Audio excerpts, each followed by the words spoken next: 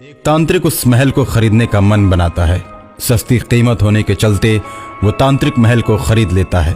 महल में ही वो छोटा सा हनुमान जी का मंदिर बनवाता है और तांत्रिक साधना शुरू कर देता है। वहां वो बहुत से तांत्रिकों को बुला लेता है और उस महल को आश्रम का रूप दे देता है।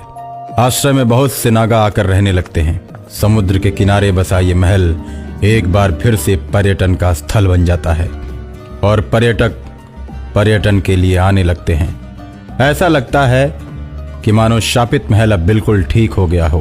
तांत्रिक के मन में भी विश्वास हो गया कि अब मेरा कुछ नहीं होगा। महल को खरीद कर मैंने बाजी जीत ली। तांत्रिक ने घोषणा कर दी, जो भी इस तरह के भूतिया महल को बेचना चाहता है वो हमसे संपर्क कर सकता है। और इसी तरह तांत्रिक बहुत सारे भयानक महलों को खरीदता है और उन सबको आश्रम बना देता है।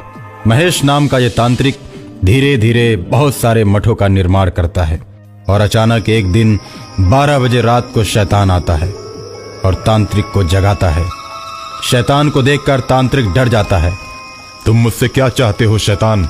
मैं तो यही चाहता हूँ कि तुमने जितने भी भूतिया महलों को खरीदा है उन सभी महलों को खाली कर दो, वरना अंजाम बुरा होगा। मैं किसी को मारता नहीं, लेकिन जब कोई जबरदस्ती करता है और किसी के घर पर कब्जा करता है तो मैं उसे नहीं छोड़ता।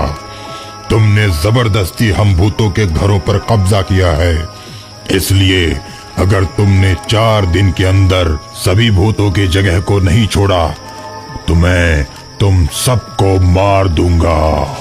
ऐसा कहकर शैतान गायब हो जाता है। ओ शैतान, सामने आओ। केवल अपनी बात सुनाकर चले गए, मेरी बात भी तो सुनो। शैतान सामने आता है तो तांत्रिक उससे बोलता है, देखो भाई, मैंने बहुत सारे पैसे देकर महलों को खरीदा है। अब मैं तुम्हारे कहने से छोड़ नहीं सकता। 2-4 दिन की बात बोलकर जा रहे हो। मैं भी कह देता हूँ, 2-4 दिन क्या, जन्मों जन्मों तक नहीं छोड़ने वाला। तांत्रिक की बात सुनते ही शैतान क्रोध में आ जाता है। वो तांत्रिक का गला दबाकर उसे मार देता है और खून से महल की दीवारों पर लिख देता है कि महल में रहने वाले मारे जाएंगे और उसके नीचे लिखा होता है शैतान। सभी नागा जब खून से सनी तांत्रिक की लाश को देखते हैं तो दंग रह जाते हैं और जब दीवार पर लिखी शैतान की बात को पढ़ते हैं तो उनके दिल में दहशत पैदा हो जाती है। सभी नागा एक साथ बैठकर बात करते हैं कि इस जगह पर रहा जाए या इसे छोड़ दिया जाए।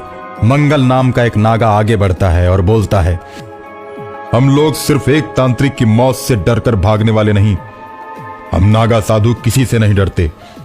सबसे पहले हम लोग तांत्रिक की मौत की सूचना पुलिस को देते हैं। पुलिस का अधिकारी खबर सुनते ही हरकत में आ जाता है और अपनी जीप से चल देता है। महल को देखकर पुलिस दंग रह जाती है। महल में ऐसी नक्काशी होती है कि उसने ऐसी नक्काशी कभी नहीं देखी। वो महल के अंदर जाता है और तांत्रिक की लाश को उठवाकर पोस्टमार्टम के लिए भेज देता है। तुम लोगों में से चाहे जिसने हत्या की हो वो कानून की गिरफ्त से नहीं बच सकता। जब तक हमारी तहकीकात पूरी नहीं हो जाती कोई भी महल छोड़कर नहीं जाएगा। अगर बाहर जाना भी है तो हमसे इजाज़त लेकर जानी पड़ेगी। सभी नागा हाँ में जवाब देते हैं। थानेदार थाने पर जाता है तो सिपाही मंगरू राम बोलता है, महल घटनाओं और रहस्यों से भरा हुआ है। वहाँ जो भी मौत होती है उसके बारे में आज तक पता नहीं चला सर कि किसने ये अजब खून किया है। वहाँ अज्ञात शक्तियों द्वारा घटनाएं होती रहती हैं, इसलिए वहाँ कोई नहीं जाता। वो महल तो बहुत दिनों से वीरान पड़ा हुआ था। तांत्रिक ने खरीदा तो वो मारा गया। तहकीकात करने से कोई फायदा नहीं सर, हमारे हाथ कुछ हासिल नहीं होने वाला। मैं तो कहता हूँ कि फाइल को बंद कर दीजिए।